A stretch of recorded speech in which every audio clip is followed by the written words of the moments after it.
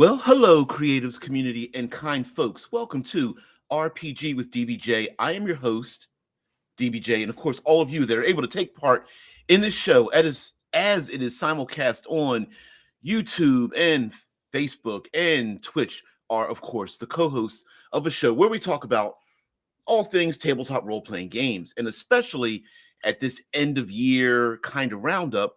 Uh, and, and N King, I just want to let you know I did receive that other your comment about the escapist, not comment, but you sent for anyway. I'm going to take a listen to it. I don't know if I'll be able to watch it, but I'm going to listen in, and it just happens to be this thing. Anyway, we sorry I got distracted right in my intro. Just about I don't know the end year buffoonery and evilness done by corporations around this time of year. Maybe they never heard of the movie Scrooge and the story about doing the wrong thing around Christmas and being visited by evil spirits, past, present, and future. I don't know. Maybe they're just not into those movies, but I hope they're visited by such things. Anyway, I thought I would use this opportunity to, of course, talk about tabletop role-playing games and blizzards and wintry regions and things like that, but to also give you an idea about my journey, which started with a very dumb and simple question that encapsulates my outlook on role-playing games and world building. And it's actually pretty damn simple. You can very easily steal this. And also to kind of look back at the gaming experience and how why it is I got into this little tiny little niche about exploration and that kind of thing. Heathen's like, oh hey, a show about a Dairy Queen dessert. I'm here for it. I like the cookie dough flavor. Yeah, Blizzard. You get the soft serve, and then they spoon in like cookie dough or crushed up Heath Bar Crunch or Reese's Pieces or something, and they churn it up, and it's supposed to be so thick you could put a spoon in it and turn the cup upside down. It's actually true. I have tested it. But anyway, the Blizzard. All right, so this exploration journey that I love, and how I jokingly call myself the self-appointed third pillarist of the tabletop role-playing community, started with a dumb question that, of course, it was rather rhetorical because the question itself answers it. But it also represents like a mindset that I have about taking very simple things and how sometimes the simplest thing is actually the most fun thing to do. And so here's the question.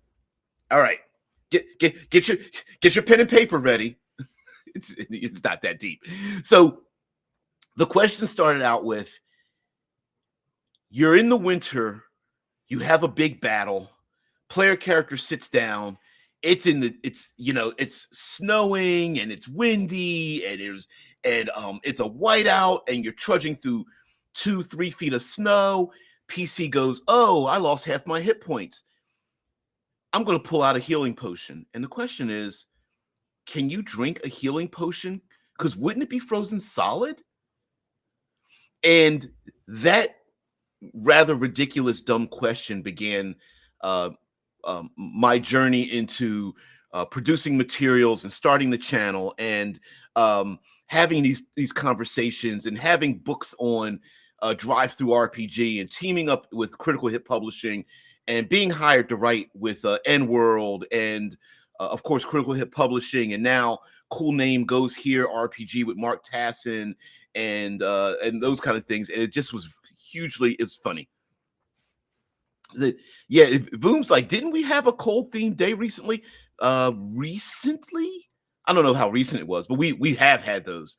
We have had those before. But it's my opportunity just to kind of rewind a little bit, and to talk about the cold regions of our tabletop role-playing game fantasies, and then to go like, well, why don't we do these things? Like, why don't we consider these things?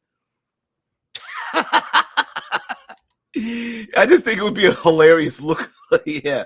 Frozen healing potion heals you 1d2 hit points per lick. Oh man. Mike says drinking the potion depends on where you kept it. I'll answer your question with a question. Would you enter battle with a potion on the outside of your armor? Hey, we've seen, listen, I was about to say Dwayne McDuffie again. Wayne Reynolds artwork for Pathfinder First Edition. He often showed a lot of people, especially like the alchemist type characters, but they all wore potions on the outside of their armor. And it's like, wait a minute, is that the best place for that? You know, you have to do a little at the end of it. Are you sure you want to do that? Hell, back in the OSR, whenever a player like fell down a pit or got blasted with flame or acid, you had to make saving throws for all your crap because it would have been gone. Yeah, yeah. Until your tongue sticks to your healing potion, then what do you do? Now, mind you, listen. Yeah, like, yeah, would you stuff it? Would you prefer to stuff it down your pants or something? I don't know. But oh, I once got a free blizzard calling the person on not turning it upside down briefly before he handed it to me. It was a proud moment. Yeah, it's supposed to be able. Yeah, it's supposed to be able to put that spoon in it, right? Yeah. Oh, says also found a job. Share my hat. Sweet. That's awesome. Our favorite pocket Odin. We really appreciate that you found a job and everything. Alchemists throw alchemical bombs. Yes, you wear those on the outside. Don't touch me. You see all the the carbonation, and they're like, no, don't touch me. Wait. Yeah. Oh man. Drew says, don't talk about where people carry their potions. Otherwise, DBJ will tell you about his moist holes again. Oh yes, moist. A word that it sounds like what it is. Ew. Yeah.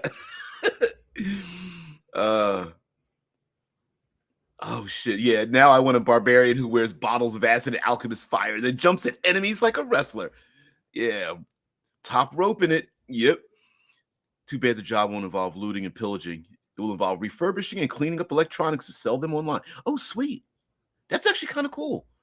There's a store here called Micro Center that sells a lot of things like that. I got one of my laptop real cheap. It's pretty fast too.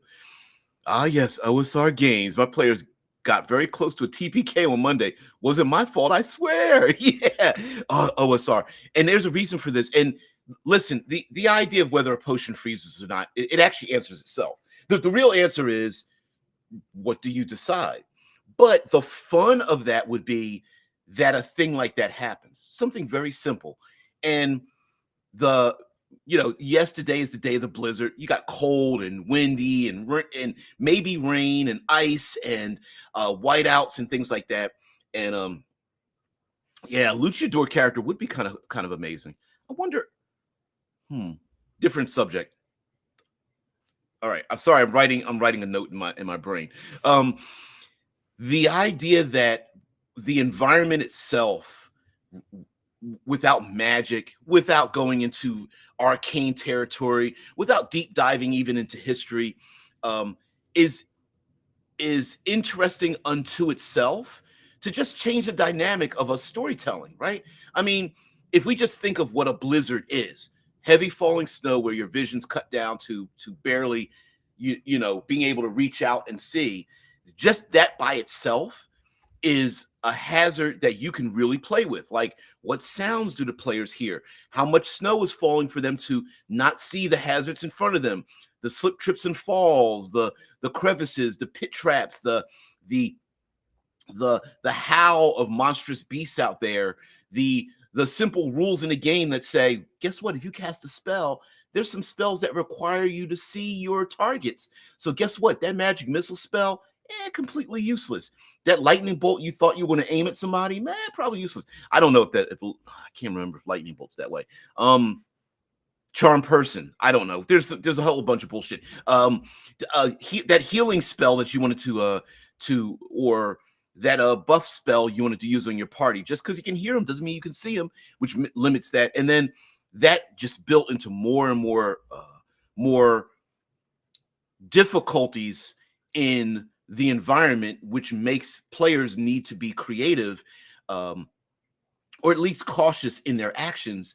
And I find that in today's environment, with players liking to have an easy button, that some players are, or at least I will say new generational players will balk at the idea that if just because we're going into a blizzardy wizard, I mean blizzardy wintry region in the far north in this game, that it should have a mechanical effect on the character, or the fear that were you to do that, that people would fold their arms and pout, poke out their bottom lip and go, well, that just nerfs my character. And it's like, well, you you could get out of the snow, or everything is not supposed to be easy. That's where you come up, where you work together as a group, both mechanically, like whatever's on your character sheets, how you work together as a group narratively, like, oh, we're all gonna hold on to a rope to make sure we don't lose anyone in the party, or how you just play the game in general and go, guess what? It's just going to be more difficult for my character right now, but things will change because that's what adventuring is, right? What else? Wood elves can hide in falling snow. Consider an invasion into an elven nation and being shot from nowhere because it's snowing. And that's my point, right? Like, okay, you're the PCs. Hey, everyone, dark vision doesn't work, right? Yeah. Sorry. What? Dark vision doesn't work through particulates. It only works with bright and low light and zero light conditions. So it stops that. Um, Players who are experts at ranged combat would be aiming at things that they can't see, so they don't have a way to aim at them. It's going to be rather random. And then you have enemies that, if they are adapted to that region, they are going to dominate, right? The Yetis, the winter wolves, the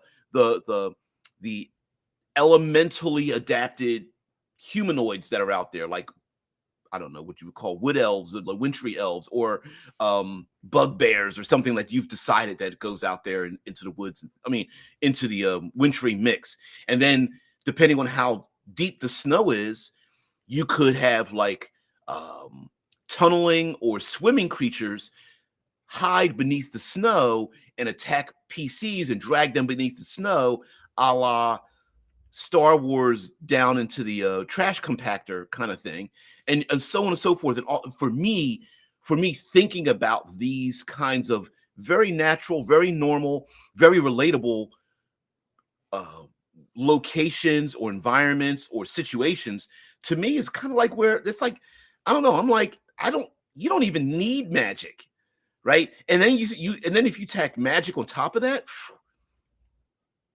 yeah. Mike says snow drifts and falling snow block vision in this one. Hell yeah. Hells yeah.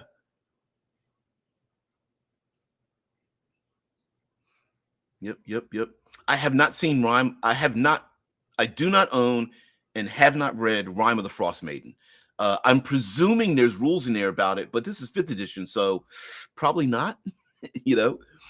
He says, that would be a perfect hard lesson for players who all just assume they will need dark vision because dungeons are dark, right? I'm guilty of this. And listen, we've done this before where, like, I've talked about the limitations of dark vision, where we go, oh, you've got dark vision. Okay, you can see everywhere. That's actually not the case. That really isn't how dark vision works. But we tend to Drew caressing my easy button. I should get one of those easy buttons. Yeah, but you get what I'm talking about, right? And that's just my particular niche. That's the alley that I go down. Maybe I'm going to say some nasty things. Maybe I don't want to do that. Mm-mm-mm. An elven invasion, and no one knows where all the attacks are coming from. That's awesome. That's really kind of cool. Yeah, everyone's gangster till the snow speaks Elvish. That would be a very strange quote to put on a t-shirt. Have also used a frost hag. Oh, don't know how to pronounce that. Who had a zombified frost giant carrying a tiny hut backpack as a vehicle. I like that stuff. Never really see never really see zombified monsters. Yes, we've got the Draco Lich, but we don't really often see zombified other things. So I'm liking a zombified uh, frost giant. I just keep thinking of ways to make a blizzard more terrible, like a broken glass blizzard, or rock blizzard, or gem blizzard. Oh yeah, yeah. I'm not saying you shouldn't do that. I'm saying that like just as a base element, like real life is pretty horrible. Real life things are pretty horrible. We're talking fantasy. You turn the volume up a couple of clicks, and it's pretty damn dangerous. And so I love it. Yeah, Mike says northern bugbears might have white fur, creating rumors of tribes of Yeti rampaging across the north and being quite brilliant, actually, right? And if the this flows into another very simple world building thing. Don't call things by their name, right? Um, uh, uh, if you if the people that live up north call everything hiding in the in the deep dark regions yetis, the PCs might go, oh well, I know what a yeti stat block looks like, but they're not really yetis, but the people call them that. I remember having a little bit of an online argument with someone that was talking about the difference between lizard folk and dragonborn, and I was like, yeah, you know that, and I know that, but people living in the world don't know that. There, there's humanoids with scaly skin. They're probably all croc folk or lizard folk or dragon spawn or some other kind of name like that, draconians or something. And they were just like, but that's not what they are. And I'm like, oh wow. Oh man, yeah, some people, yeah. Heathen says might be fun to have frozen slime rain for some reason just to be gross. You mean like you think it's booger, but it's not. Mike says playing through Rhyme now. Yeah, the environment factors cold, exhaustion factor heavily. Oh, I did. Now I've never read it. I mean I know it exists, but I haven't read it. And yeah, exhaustion and vision and losing things and things like that. Yep. And an element of invasion that would read Lime, some unknown super. Oh, I can't read the comment. A zombified lich, a lich with feeble mind? That'd be painful for a lich.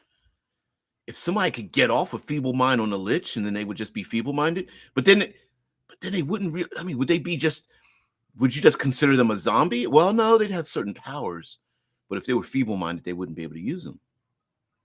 It made me think about it. Ian Voom says, so in the original Rime of the Frost Maiden, they put rules for blizzards and avalanches, but it's 5e, so you can imagine how far it goes. Yeah, a little bit too. I feel like the options are a bit limited in terms of non-combat challenges, which I got a chance to speak to have a one-on-one with Mark Tassin for my contribution to Cool Name Goes Here and Kickstarter that was successful, and talking to him about not having monsters, but rather having challenges that monsters just happen to be a form of challenge. And we got pretty far with it. So yeah. Mike says an ice storm under high winds would do brutal cold and bludgeoning damage. Hell yeah. Not to mention the fact that, and this is just a rhetorical question again, how would you handle ranged combat under high winds? Because as it stands, 5th edition doesn't have a rule for that. So how would you handle flying? Well, it actually does have a rule for flying. But anyway, how deep would you go into a character who's like an archer or throwing knives or shooting blasts of fire or using a sling stones or throwing a spear? How would you handle high winds, creatures that can fly or leap very far, PCs that have the ability to fly or levitate or leap very far or somehow travel through the air in very high winds? How would you do that? Yeah. When I hear this says we always call them lizard-born and dragon folk to further confuse the issue for reasons. And Drew's like, that's racist not to tell those two apart. Yep. Yeah. Oh man, it's so funny. And that's true. You're like, "What? Hey, murder hobos, why are you beating up the villagers? For mixing up the two." Rumors as a staple in D&D has faded away. They used to factor heavily in first edition and Beck Me. Yep. Basic expert champion or companion, master, and immortal. Oh, I can't remember all of. Oh, yeah, yeah. Yeah, basic expert or BX as it's always been called as well. Yep. Most of those adventures had a rumors table up front that had like straight out lies, some rumors that were half lies, half truths, and then there were straight up truths. And when players went to investigate, because this is OSR, so you never wanted to go into a dungeon blind. You always wanted to get some kind of information about, you know, what are the rumors? What have people seen? And you could question the NPCs in town, and the NPCs would give you information. And then when you went into the dungeon, you had to juggle like, okay, which one of these is real? And then you would match the information you got as a rumor and gossip with the actual physical manifestation in the dungeon. So yeah, the Ant King says the difference is lizard folk are usually helpful. How do you know? You don't know that dragonborn aren't helpful. Yeah. Yeah. What do you think, this booger? But it's not. What are you, 6? Well, I'm immature, so yeah. Although I probably have underwear older than you, there, dude. Yeah. Mike says faced one avalanche already in rhyme. It's no joke. Ooh, ooh, that's awesome. I love that. All right, so Ian mentions in contrast, I run Kingmaker. Oh, revised right now. I've never known anybody to actually use it. And yesterday, the party almost got killed after running into a freak weather event in the form of a landslide next to a river. Ooh, Kingmaker. I've never known anybody to use that. It's for those who don't know, how do I? No, I'm gonna let Voom describe it in a little bit, and then I'll read it out. So I'm not gonna, because I'm gonna get squirrely. Mike says high winds versus ranged combat, half range disadvantage. See, that's how I would default to it. Like I would have all the ranges down and disadvantage to target people. Now, mind you, does that mean, will I get a pouty player that's like, you nerfed my ranged combatant? And I'd be like, yep, because it just because you're playing in the game doesn't mean you're not going to have difficulties. And I think sometimes I think some of us are afraid to offend players. And I think there's some players who are just like, who just feel like, maybe they, I don't know, what's it, not deserve, but like just because they put on a character sheet, there should be no drawbacks to doing that thing. I don't know. When I Heathen says, I think it was Sweden and Russia that fought a battle on a frozen lake. That would be a very cool thing to do in a game. And not only a cool thing to do, but like, how do you adjudicate it? Now, mind you, I have my own rules for it.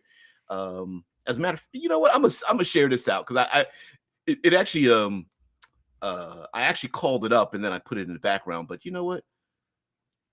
I'll share out this tab here. So this is I'm sharing out a tab because um doing a little bit of reflection. So this is Drive Through RPG, and if you do a simple search for, right at the top here, Critical Hit Publishing, if you do a little search for it, you'll see these from Critical Hit Publishing. Um, the cinematic environs are my creation, and myself and Alex and Rob are the ones who really helped me bring this to fruition. And I literally haven't finished them ever since the 5e debacle. I was just like F5e, but then now I think I need to finish it. But there's a lot of stuff here on for written for the Miskatonic repository, as well as Call of Cthulhu. So Miskatonic repository is like a subsection of Drive Through RPG for people who write for um, uh, Miskatonic. Oh, wait a minute. What does that say? I never actually looked at it. Best Electrum seller. I did not know that. Why don't I know these things? I'm a dumbass. Wow. Wow. Oh, all right. Okay. I don't know. Um, sorry, I got distracted a little bit there. I wonder if um the never mind. I'm gonna go. You guys are the co-hosts. I'm just you guys are the co-hosts. I just work here. Yeah. Voom says that yeah, young players rarely take notes anymore, so you can throw rumors and long run riddles at them, and they just do not pick up on them. Yeah, there was a point in time that the OSR, going back to rumors and um, NPCs giving away information that out of context doesn't make sense. But once you start adventuring, these tail end rumors will start linking together. That used to be a real thing. That was a real, like, there was a good reason for talking with people, because when you were in OSR, you basically had to survive by your wits. And if someone gave you a rumor that a Medusa was down in a dungeon, you sure as hell bought yourself a mirror or some kind of reflective surface, right? And if you didn't know that, you didn't just walk blindly into an adventure and go, well, I'm probably going to make a save because I got a +7, right? That wasn't a thing. When a Medusa turns you to stone, your character was pretty much insta death, right? I mean, unless you know, you had a rare moment of survivability, or you went back in the dungeon and gained 5 levels to be able to go back to get a spell to rescue one of your old players. Yeah, it was pretty much insta death. It was like, nope, you're stone, and you're stone, and you're stone. Yeah. It might be interesting too for the characters to have to fight on skis. Now that's weird, but I like it. See, because here's the thing: a frozen lake. Oh, sorry, I think N King is already mentioning this. A battle on a frozen lake could be very cool. You see the shapes of mermaids swimming underneath, waiting for weak enough um, ice to grab an ankle. And here's the thing: a frozen lake. So first of all, you don't want to fall down because you'll be slipping and falling. So it might be difficult to stand back up if you get knocked down. You don't want anything that's heat related or impact related, because you don't want to break the ice to fall through. If you do fall through, you have the issue of probably being encumbered or wearing armor, more likely than not. Falling into the ice, so now you got to swim. You also have to worry about being able to climb back up on the ice, which is very slippery. It's also, you're probably going to freeze and get some type of hypothermia. And figuring out how to do that in a role playing game, as dangerous as it is, to me just sounds freaking cool. I don't know. Mike says, I nerfed you, or you choose the wrong time to fight. Think carefully. Right. Maybe not fight. Yeah. Yeah. Just don't fight. Voom says Pathfinder Second Edition Kingmaker got a premium Foundry module. Okay, and it is really, really good. They even developed new stuff just for that module, like expanded hex crawling tools and whatnot. That's awesome. I always wondered if when Second Edition Pathfinder came out, would it be an across the board update, right? Like especially for like VTTs, which are really popular now. So yeah. Thank you, TMR. Gave me a little hoot, hoot, hoot. Thank you so much. Says, I'm now thinking of a battle on a mountain bridge in a blizzard. Yeah, I mean, just shitlords. Did you just whiteface the black blizzard? Yeah, I sure did. For those who don't know, I also had it. There's also an episode of the Black Blizzard that happened in the 1930s, 39, 36 to 39, something like that. Anyway, yeah. I sure, yes, I did. It's pretty hilarious. You got shitlords always there, always keeping me on my toes.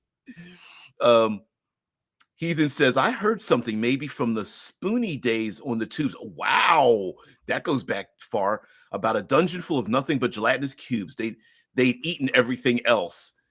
That is funny. I remember Spoony. Spoony was one of the first channels to be like up there in the tens of thousands, back when tens of thousands was really high on YouTube. Yeah. Yeah, Mike says, yeah, and because problems have solutions. Otherwise, you're just making complaints. Players love handouts. DMing requires more work, and that work builds engagement. Yeah. Been playing since 79. I'll bet I'm the oldest grognard here. Yeah, we're in a fight there, Mike. We're no, I'm 53. So somebody there's a bunch of you guys that have a couple of years on me, but I still consider myself to be to be uh driven dry and put away wet. Yeah, but listen, the this idea that the Drew knows that my thing is the environment. Um, and the reason why I point you out, Drew, is because I understand that you yourself as well as many others like to fall on the more um emotional side of the role playing. Like the goal of the game is not to win, but to find something a little bit deeper, especially when portraying characters and things. And I'm actually into that as well. And which there's something that I'm stealing from Thirsty Sword Lesbians. By the way, I can steal this from a game, Powered by the Apocalypse game called Thirsty Sword Lesbians that I am also using for Obsidian Star, and I'm going to just have to point. I'm going to have to give them a shout out for that as well because it's in the um, Creative Commons and such. 57, yeah, I'm catching up to you. Don't worry about it. When I Heathen says there could also be a creature like sandworms only snowworms. I think Pathfinder has creatures like that. And mind you, listen, um you don't need rules to make up monsters, right? All you really need to do is take a monster, change the name, stop calling it what it is, um, change its dynamic. So if it's a forest monster or an aquatic monster, just reflavor it for that environment, and you have yourself yet an infinite number. You have multiplied the number of monstrous adversaries you have by just taking what's already written and reflavoring it for your new location. Like the End King says, gelatinous cubes would not do well in frozen blizzard. They just be cubes until they thaw, which would be hilarious. If players like, is that an ice cube? And everyone's like, I don't know. Well, just put it in your pocket. I guess. All right. And then they go down south and it gets warmer. And they're like, what happened to everything in my pouch? Oh man. Mm-mm-mm. Yeah, I mean, you could very easily like what's one of my favorite creatures is the boule, the land shark, and that creature is supposed to be like earthen. It tunnels through ground and stuff. I would just change the way it looks and maybe add some fur to it, or keep it sleek the way it is. Change its color and give it a different name, and you're done, right? Drew says emotional play is quite accurate. Yeah. Oh, cool. I was like, I started talking in the back of my brain. I was like, I bet I'm completely wrong with the shit I'm about to say. Thank you, Drew. But yes, there is something about that about TSL that is really cool that I'm going to steal. Well, you can't steal something that you're going to openly say you did and then give them credit for, but I'm going to do that anyway. Yeah, Drew's like, Spoonie, that's a name I haven't heard in a long time. I wonder if I could find it. I'm gonna look this up. Let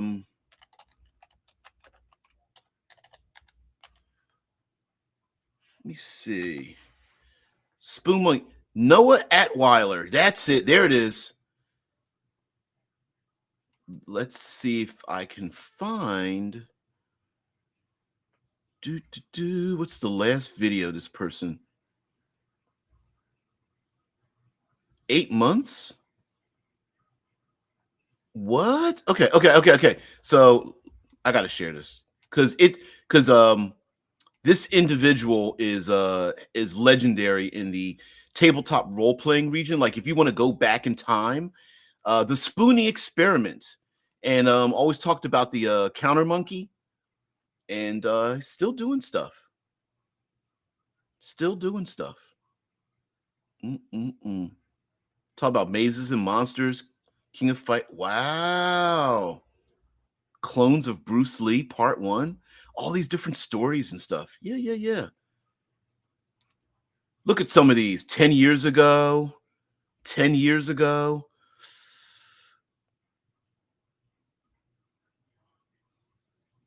Anyway, yeah, go check them out. Go check out those old ones. Mm-mm-mm. All right, we'll stop doing it. Sorry, I was reminiscing. Voom says yes and no. I run Halls of Ard and Vol right now, and that thing has several D100 rumor tables.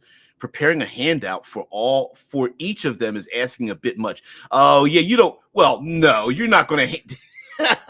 You would never do a D100 handout. That's horrible. No, handouts are really cool. Oh, I wish I could do this on air. You get yourself. Let's see. Okay, ASMR. You get yourself some thick parchment paper type of thing. They come in packs. You can get. It just happens to be sitting above my head. So what you do is you get like thick paper, in an in person game, and you get different dark colors for like parchment and stuff like that. And then what you do is you get yourself a lighter. Anything that lights something on fire. You type in you get a big giant font, something handwritten, type in whatever you want, like a handout, and then you take your lighter and just burn the edges very lightly. Just burn the edges lightly, and then here's the bad part. You take it and you crumple it up, unfold it, crumple it up again about 5 or 6 times to get the wrinkles in it to make it look like it's well worn, and you got yourself an old scroll to hand out to your players. Sorry, that uh I don't know if I could do that on air by lighting something in front of me on fire, because I've got nothing but paper in front of me in a hutch sitting in my closet. So maybe I don't want to do that on air, but it would be kind of cool to show that. Mm-mm-mm. Uh, mm-mm. Says I enjoy TFL. By the way, thanks for bringing it up. Yeah, I wonder if Oreo is even still alive. The cat? I don't know if this cat. Ugh. Don't ask that question. Mike says, I've used sand lizardmen. Yep, desert dwelling, sand burrowing instead of swimming humanoids that resemble Gila monsters. Yeah, that's easy. And guess what? It exists in real life. Like, that's what I guess that's my point. Like, sometimes we think we're not as creative as we really are. And in the role playing space, tabletop role playing space, and especially this channel, I really want to.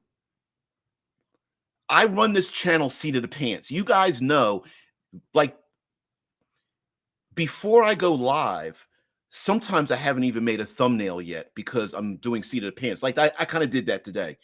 And the reason for doing it that way and not being extremely professional is because I want to exercise my creative muscle. I want my creativity to be exercised like I exercise a heart or my thigh muscles, you know what I mean? And sometimes we think we're not as creative as we really are. And I want to tell you that you're better than you think you are because you know the real world. And sometimes if you have to default to something, default to the real world. Simple and the simplest bullshit you can think of. And then go, if this was in fantasy, what would it look like? And sometimes you'd be amazed at the dumb, simple things that happen to us that go, wait a minute, but if this was in a fantasy realm, dot, dot, dot, and you fill in your own blanks, and then from there you just go on, right? Um, Dregadag is the name of the Arctic chimera from Gang of One. I like to pronounce it chimera. Just sounds cooler. Anyway, cold breath instead of fire. Hell yeah. With a white dragon, yep, mountain goat and a white tiger heads. Whereas a circlet of intellect allows it tactics. I love intelligent monsters. That's another damn thing to do. Make a dumb monster intelligent or a very smart intelligent dumb. Um, Make a smart intelligent monster dumb. Game of Thrones, even though a lot of people would argue their dragons aren't dragons, they're wyverns. I like pronouncing it wyvern. And I would say, of course. And guess what? They're fire breathing wyverns. Why not? Burning down the house. um, Possible monster idea: echo elemental sentient sounds that like to antagonize creatures trapped in blizzards. They love to lure people away from their buddies. You know what? Will-o-wisps do that with light. So why not have a sound elemental, something that just makes noise in the background? Banshees could probably do that kind of thing if you wanted to have something of that nature. Hell yeah. Hell yeah. PCs are like, I hear something in the distance. Run away from the PCs. Everyone's like, damn it. Yeah, Mike says, I've used paper like that for letters, scrolls, deeds. Yep, deeds and stuff. And wanted posters, as in game handouts. You can even find fake and real. I've never done the real thing. Rolling up a piece of paper and putting the dripped wax with the imprint on it. I believe you can find stickers that you can attach to the back of envelopes for people who want to make invitations. So you can get like, I need to find the letter M. I need to find a wax imprint, but it's just adhesive on the back, and it looks like a wax imprint. But yeah. I mean, there's a bunch of fun stuff, dude. Yeah, you and I. Heathen says Oreo was a dog, not a cat. Just for your information. Oh, I missed that dog. Are you talking about? Oh, you talk about Spoonie. He says, I know I'm weird. No, you're not. Here's the best thing about animals. 99% of them always tell the truth. That's why people like them, right? They're not humans. They whatever they're feeling, whatever their opinion is at the moment, that's what they let you know what they're feeling. Yeah. If a player takes a criminal background, expect a wanted poster. I love stuff like that. That is awesome. How funny it would be to take a picture of one of your buddies and then put it on a wanted poster and hand it to him. That would be awesome. Old scroll trick. I did that once with a friend's character sheet. Damn. Yeah. Yeah. Shit, Lord's talking about burning down the house, lighting. He like on camera. That would go viral though. Here, let me show you how to do this. Oh shit. Me running in the background, lighting my background on fire while I'm doing a live stream. Oh my God. Yeah, Voom even says the same thing. Yeah, I did wanted posters before. They are fun.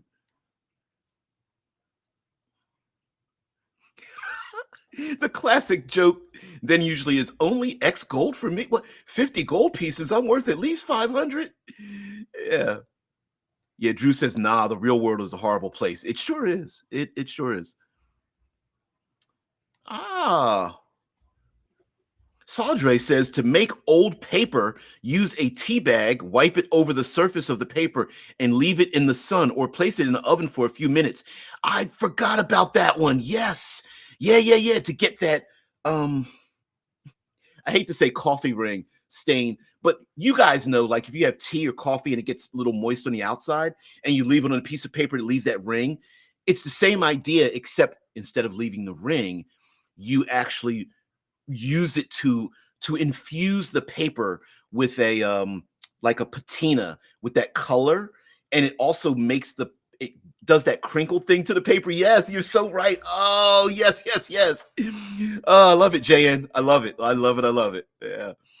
Air elementals could easily be antagonists in the blizzard. Hell's yes. And also here's another thing too. You want an infinite number of monsters, since we're talking about blizzards. Take a monster ability, like a camouflage ability, or an ability to fly or swim, an ability to shape change or heal. Just take a monster ability. I'm going to pick, what can I pull out of my ass? A ghoul. Take a ghoul. Take that monster trait and apply it to any other monsters you want. So ghouls have that thing where they have like the diseased claws and bite that paralyzes people. Put that on a wolf or dire wolf or owlbear. Of course, wintry owlbears are probably kind of cool, right? White fur, white feathers, things like that. But yeah, want to expand a monster, give it a culture, add behaviors, rituals, or group dynamics. Hell yeah. I mean, hell, and then role play the monsters. So don't have players turn a corner and find monsters in the wilderness, in the snow or something. Are they hunting? Are they hibernating? Are they wounded or starving? Are they trapped? Do they have a spear through their thigh? Are they rabid and diseased and mindless? Do they have a medallion around their neck that makes them intelligent, right? Do they have a saddle on their back, but there's no rider to be seen? Are they tracking a blood and they're hunting something that's bleeding out there in the wilderness? Are they just territorial and just want you to move away from their territory? Are they protecting their young ones in a nest or pride or whatever, right? All those things. Just role play them out. Everything doesn't necessarily want to murder kill the PCs. Maybe it's a bear and it wants you to stay away from its cubs. Maybe it's a pack of wolves and they're afraid of fire, right? It's role playing them. There's nothing in the rules that say that that's what they do. It's what we do with it. So yeah. Um, a player once drew the key card from the deck of many things, made a full deed with an associated quest on it, placed it in a tube, and handed it to the player. That's awesome. I've never tubed a thing, although I've always wanted to, right? Or I always wanted to do the town crier, where they have the scroll is inside of a leather thing that rolls up, and then it has leather straps around it to make the tube. I've always wanted to do that, man. Oh, Mike says it's still on my wall. That is sweet. Yeah. Yeah. Oh man. The shitlord says they argued that the Game of Thrones dragons were wyverns simply because they were more like animal intelligence. Did they not know that Game of Thrones does not spell D&D? That's my always, always lords, always. It's like, dude, it's not Dungeons and Dragons. Like the people who complained about the Dungeons and Dragons movie. I'm like, it's a movie. You don't need that's not Dungeons and Dragons. You know what? Your game isn't mine. So it's so weird how people do that. I love it. Yeah, shit, Lord. It's like, did you not realize it's not D&D? Although, listen, there were two D&D directors for it, so I guess it was D&D. That's actually not the case, though. Although we could say they ruined it, so well, oh well. Mike says, stealing from Coville, you can also write up tavern menus and bounty boards. That is fun. Yeah, that's very fun. I love that. Having the tavern boards written up, like the different drinks and stuff. Yeah, I gotta love that. I have so many notebooks with so many rings.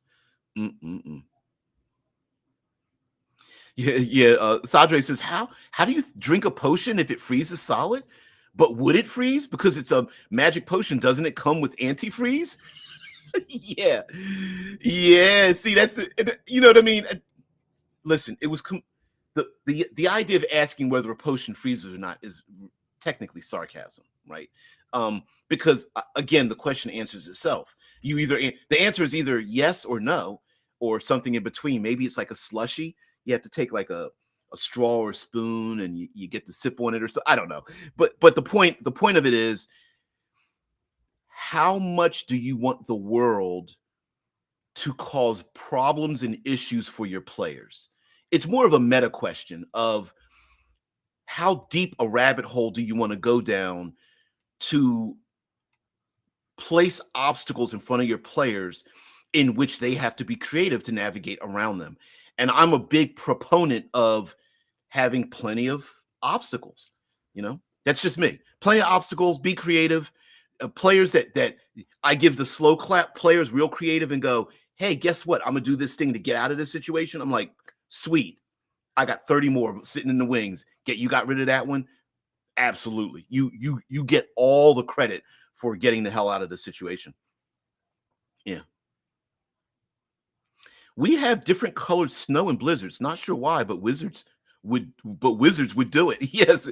Wizards and blizzards. Yeah. Well, it's probably in real life, it's probably just particulates, but in fantasy, you could have a blizzard of any kind of color you want. It's your world. Okay, I'm in. Winter owlbears are in rhyme too. Yeah, you don't need permission to do those kind of things. What if the blizzard is the monster to be defeated? Stealing the idea from Gargoyles. Gargoyles, the animation. Yeah, what if the blizzard itself is the problem, and the players need to acquire again, not having goals that do not require murder killing everything. Maybe the blizzard keeps getting worse and worse, and you have a time schedule. time schedules are great for tabletop role playing, and putting time pressure on players to accomplish a goal rather than murder kill everything around them is always excellent advice. Hey, guess what, guys? This blizzard that you're in that's causing you problems, the longer you sit here and fight, the worse it keeps getting. So you might want to figure out a way to keep moving on. Unfortunately, a lot of games don't allow for running away, and a lot of players are used to having things numerically challenge them on an equal basis. So trying to the OSR has never really been about balance. And I know that in our community, we often hear the same words come up seasonally, like, oh, well, how do I balance this encounter? And the idea is you don't. Let the players win easily. Let them be badasses, or beat the ass of your player characters. Guess what? You weren't prepared for this. And give lots of foreshadow. Let them know they're going to get their ass kicked. Show them sprinkle around lots of bad other people who are badasses as well, who got their asses kicked first before the PCs got there. And then go, well, we couldn't win that fight. No, you couldn't. You didn't have to be in that fight. You could have ran. You could have avoided it. You could have parlayed. You could have snuck around. You could have dodged. You could have ran past the thing. Whatever. Drop some food and run. But the N King says, always felt owlbears should have a gliding speed. They can't fly, but they can fall on you from that tree half a mile away. I'm honestly, first of all, you already answered. You know this. You already answered your question. Just give them a gliding speed. And second of all, hell's yeah. I always thought that too. I never understood why they didn't have that. But yeah. But here's something else that doesn't exist, but should exist.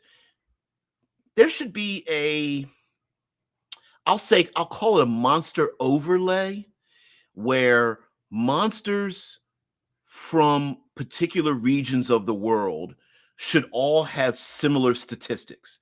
So monsters in the adapted to our northern blizzard wintry mix probably have camouflage, because 99% of real world animals have it. Why wouldn't monstrous animals have it as well? So animals, monsters, those bugbears, those yetis, those winter wolves and stuff, and then all the other things that you add in there, even those lizard folk that are adapted to the far north would probably have white scales, or swimming speed, and they're more aquatic. But whatever the case may be, yeah, there should just be like, hey, if you're using these monsters in the forest, here's an overlay. They also have this other thing, but that's just me. Heck, you could make playing cards about that, where you have like the top half of the card is the monster, the bottom half of the card is the region, the environmental region, and you just put the top card and bottom card together, and you have yourself an instant monster. Anyway, example of animal behaviors mapped onto monsters. Give wyverns the bald eagle death drop mating ritual. Don't want death. Ooh. Maybe that's why they have the poison stinger is a method in their mating or something. Maybe that's yeah. Bald. When I went to Alaska, the number of bald eagles. I'm sorry, eagles. Not all of them bald, with the white scalps, the white feathered heads, are so numerous. It's weird. It was so sweet too. Guys, we have 12 people watching, but there are only 5 likes on the video. Likes make the monster more powerful, so you leave your like. Thank you so much for that. You know what? I'm a pin that up top. Thank you so much. Yes, Audrey. I very rarely ask for the likes and all that kind of stuff, but I do appreciate that. We're in the double digits. I'm really proud of you guys. Thank you so much. Says, ooh, the town crier sounds really fun. Did I say that? Oh, about the scroll, the opening of the unrolling of the scroll, and the town crier talking about a decree or local news or something like that. Hear ye, hear ye. Yep. Yeah, old town crier sucketh. Yeah. A potion of fire breathing would be self-thawing. That's hilarious. I like that. Hell, you technically the potion could look like what it does. So, a potion of fire breathing looks like it's a bottle of fire, or at least frothy, smells like cinnamon. Uh, there should be a frozen potion scraping and crushing skill. that's that's a very specific skill there. You say, oh, let's go to the alchemists up north, and you get there and all they do is have like frozen slushies.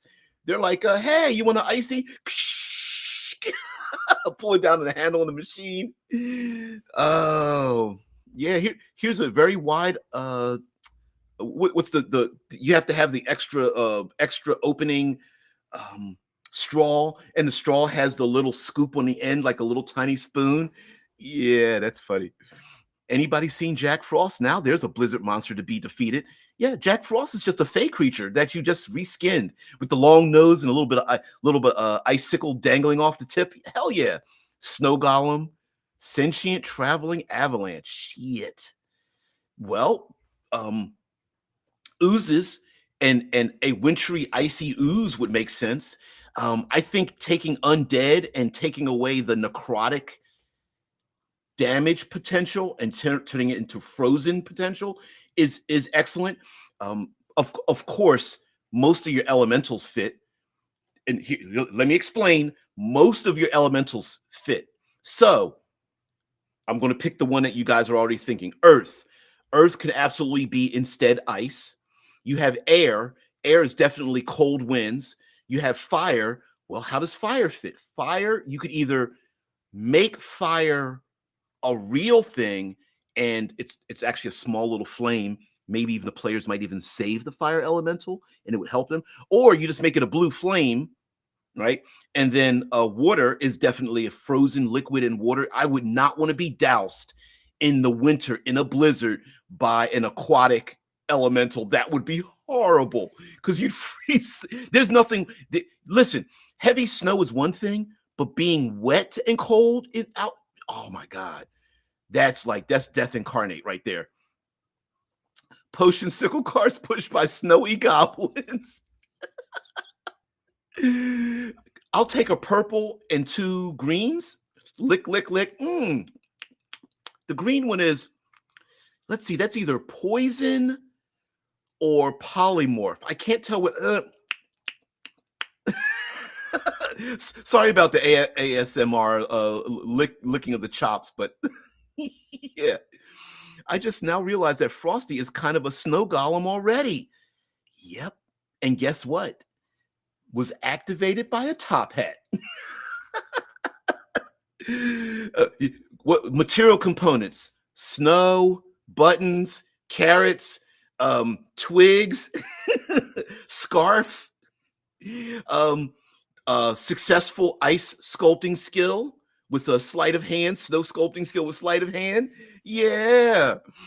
Mufa says yellow snow golem created by gnolls relieving themselves. You don't know that. You don't know that yellow snow could be lemonade. You don't know. Unless you know what it tastes like. Anyway, Sadre says, that's exactly what I'm here for. I love the format of the channel. You really talk to the public. It's like those conversations after a game session, or those bar conversations. Listen, okay. You literally pointed out the exact thing. I've actually, mind you, the channel's been around for, I don't know, 7 years, 8 years, whatever. This is exactly the thing that I like to do here, which is why I really don't want to get too slick and too professional. This is kind of the talk we do. Listen, you get around the table, you got your snacks, maybe 1 or 2 people haven't gotten there yet, or it's the end of the game and people are like packing up their stuff and we're just having a talk or whatever. That's what I love about the show. I call it a show, but it's really table talk kind of. So yeah, that's what it is. And I've tried to be more slick in the past, and I found out that I prefer to talk to people. And despite the fact that I have, like, you can see in my reflection in my glasses, despite the fact I have a couple of I've got literally 3 ring lights around me. I've got one here, I've got one here, and I've got one there. Despite that, and being a little uncomfortable seeing my own face, um, I like to talk with people and have a back and forth. And like Dead Man and Shitlords and Drew will tell you, they don't always agree. And they call me out on my shit too, right? But that's what you do. I mean, that's what I don't need an echo chamber. I like people to go, hey, guess what? How about this thing and this other thing, and just having fun, just talking. That's what we do in role playing games. That's what for me, the community has saved my life, and I dare say literally, in the sense of growing up, I could have been running the streets, acting a fool, being a dumbass, but role playing games allowed me to imagine a world that was not like the outside world. And therefore, it allowed me to go, you know what? I'm bigger and better than all this bullshit. I'm out of here. And so um, I collected me and my geeky and nerdy friends gathered together because we were all outsiders and cast out and things like that. And we got together. And so this is my form in my mid 50s of doing the exact same thing I did when I was younger. So yeah, thank you very much for finding that out, and thank you very much for bringing the love from Brazil. I appreciate it. Yeah, and I'm dead serious about you guys who don't live in the States but know of role playing games that embody something cultural about where you live. I That of course is in English, that American English that I kind of understand and download or buy the physical copy of or something like that. If you can point some of that out to me, I would love it because I'm kind of in a goal of finding those things.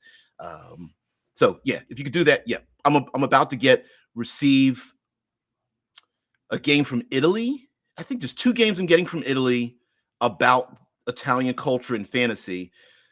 I already have a setting book about the Caribbean islands, and I'm about to receive another one from Latin America, Central and South America. So, how far am I from the Amazonas? Sheesh. Okay, let's see. Distance from Ohio to Brazil.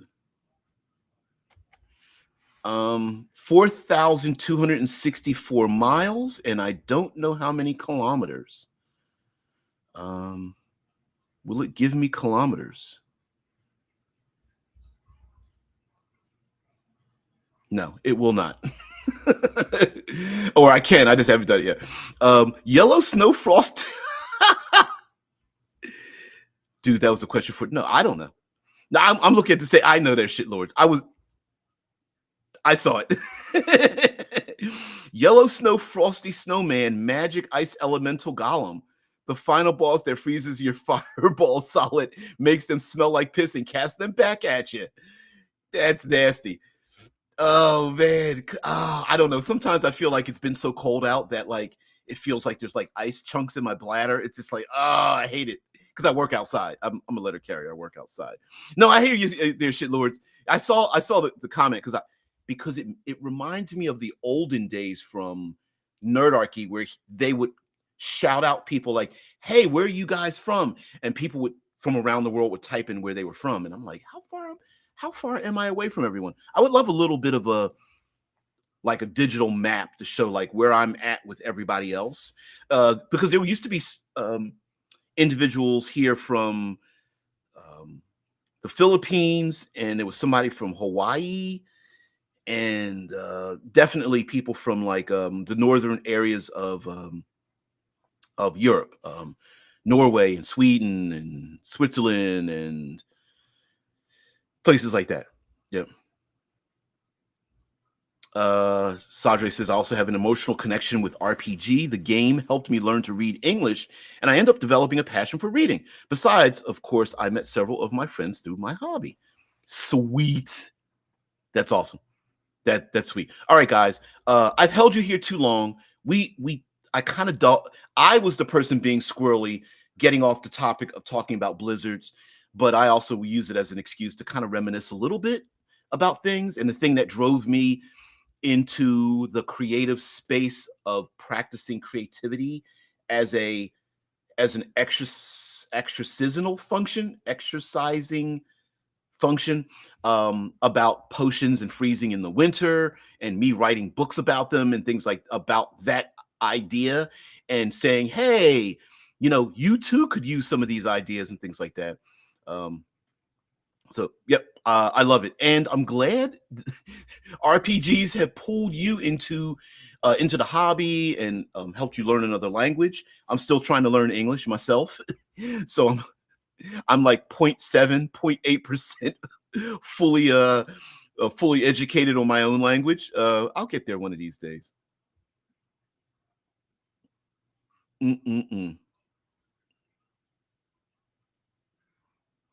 That's awesome. Yeah, guys. So tomorrow, of course, we're going to talk about the new year. And then of course, you guys know I'm always talking about this Obsidian Star thing. Um, but oh, to let you know what, I'll do it. I'll do it Friday. I'm not going to do it. I was going to get into something because Drew, I think, would probably really appreciate it since she's that type of gamer.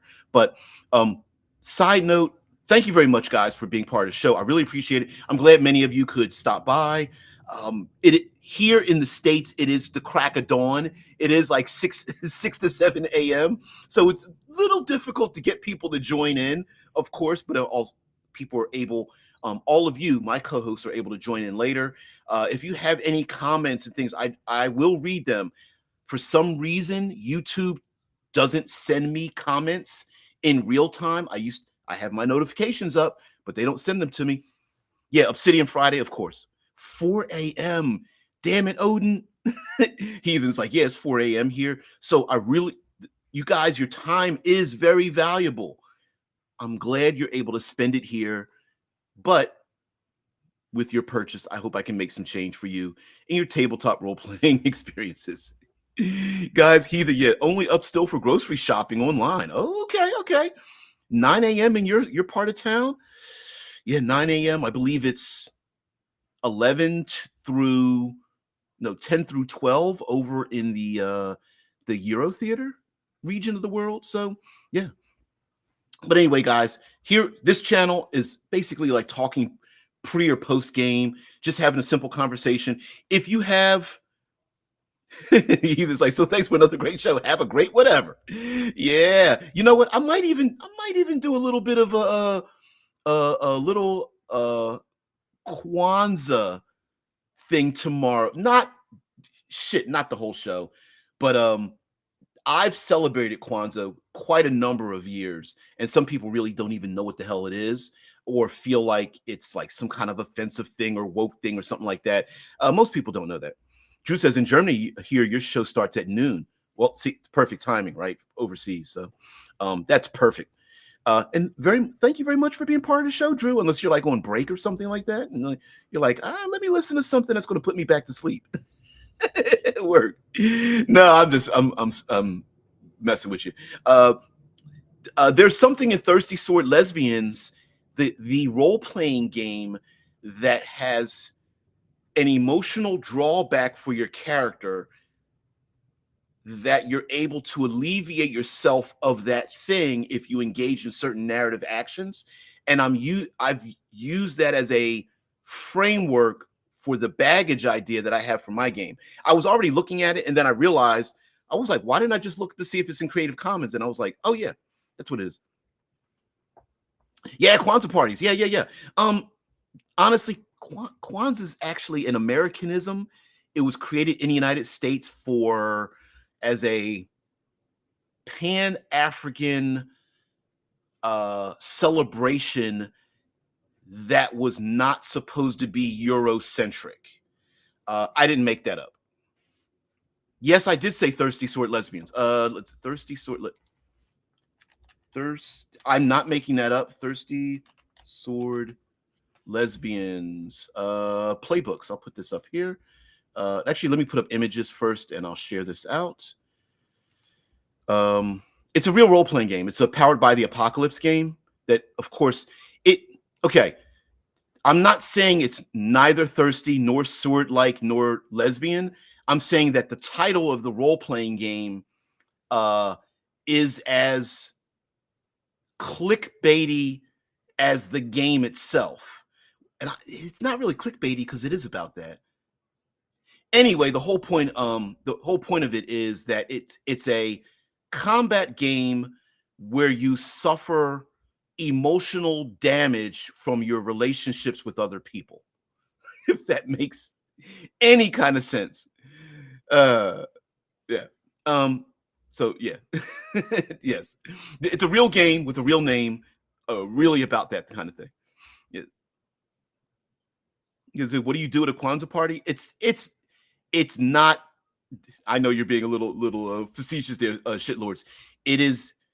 It's not a party. It's a 7-day celebration about like community and family and things like that and stuff like that. It's 7 days. It's between.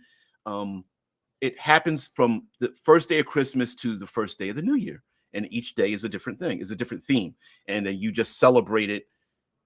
It's an extended party that happens all 7 days, essentially, is what it is. So, and you can drink whatever the hell you want. If you want to be very cultural, you can have drinks and things from the motherland. But you know what? Nobody really does that. Nobody does that. Uh, but yeah, we'll talk about it tomorrow, guys. Thank you very much for being part of the show. YouTube, don't strike me for actually saying the name of the actual game.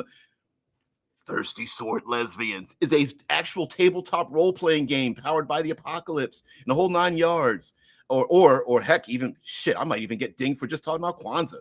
For I don't know, YouTube is like that. But guess what? This channel isn't that large, so yeah. Yeah, it sounds nice. We're gonna have some fun tomorrow. Tomorrow will be our New Year celebration. We're gonna talk about the New Year. After Friday, the show will go on hiatus for 2 weeks. Won't be here this entire time.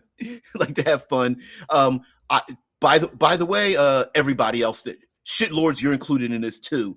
If you guys have some really, we get distracted. If you talk about, or you have a great food or drink or party or game or celebration, non-role playing related, drop that in the chat as well, because we'd like to talk about that damn stuff. Yeah. The YouTube bots usually check only the first few minutes. Many people have talked about that, like not using problematic language, political rhetoric, things that are offensive to children and such, because when you click on a video, depending on how you have your YouTube set up, it will play like the first 10 to 15 seconds. And people usually tune out in the first 30 seconds. So they don't want problematic materials on their platform, say in your first 5 minutes. Usually, because like, for example, my live streams, most people only watch them on average for about 10 to 12 minutes. So yep. After that, pretty much tune out because it's very long. I go far too long. So guys, thank you very much for being part of the show. Really appreciate it. Have a great day. I hope you guys, if I don't communicate with you in the future, have a great holiday. For those who are finding the channel, I hope this is something you would love to participate in. Drop all of your great comments, ideas people can steal, your creativity. I hope this is a place where you can exercise that creative muscle. So that's what we're here for. Thank you very much. Yeah. The advantage of living in a multicultural country like mine is that we have all different types of foods. That's actually kind of the best thing, isn't it, though? Because if you get bored with one thing, you go, I wonder, I'd like to have this. Pick random culture in your head, food for today. And you go, oh, I'm going to go over there. Yep. Word bots can strike at any time. Here, it would most likely be a quote taken out of context that would set them off. Yeah. Yep, absolutely. So, all right, guys, I'll see you guys later. I'm taking too much of your time. You guys have a great one. Shit, join the Discord. You guys talk amongst yourselves. You're more brilliant than I am. Anyway, have a great one. I'll see you tomorrow. Peace.